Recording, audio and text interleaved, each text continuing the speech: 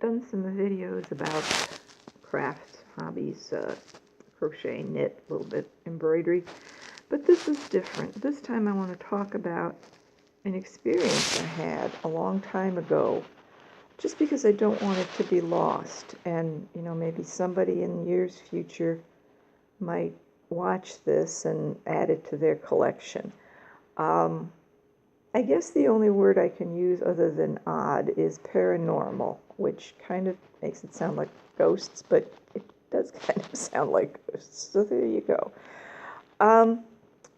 I was a student at Cornell University in Ithaca, New York, and I happened to fall off a horse. And that's important because I hit my head quite hard. And back in 1975, I guess it was, if you didn't lose consciousness, they didn't think you had a concussion. And so I was just sent to my dorm, and later at night, I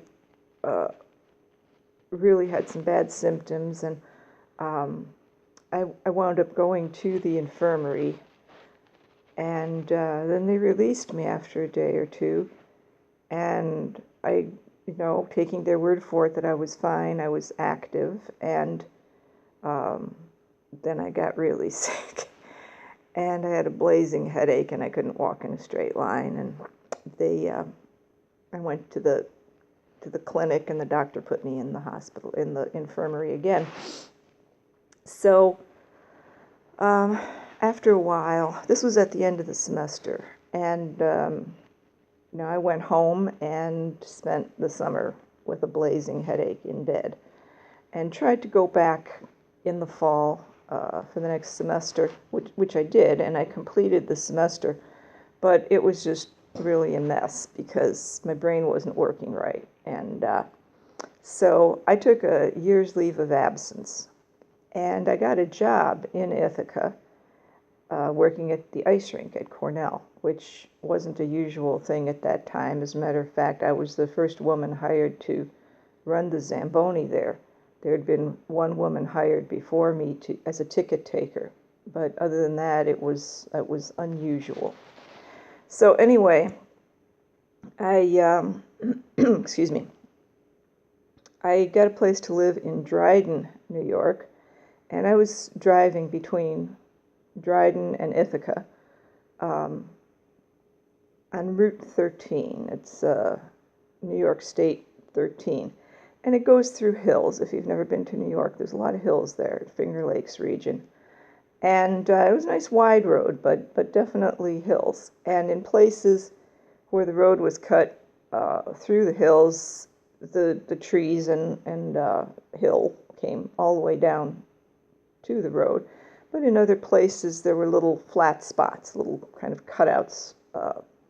And there was enough room for a house or a small business or something there. So I wanted to stop in a grocery store that I had seen along the way. And I was looking for it, and I couldn't spot it. I couldn't find it again. Having been in there once, I couldn't find it again. And so that kind of bothered me, and for a couple, 3 trips, I guess, back and forth, I looked for it. I said, well, I've got to find that place. Why can't I find it again? And finally, I found a place, a cutout, where there was a store, and I pulled in there.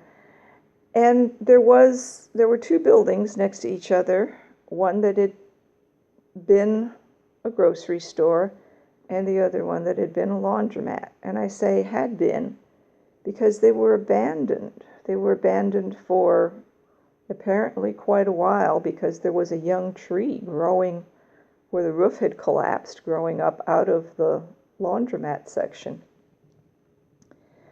And the problem is that I had been in there. I had been in that grocery store. And it obviously hadn't been in that grocery store a month before. It was totally abandoned and had been abandoned.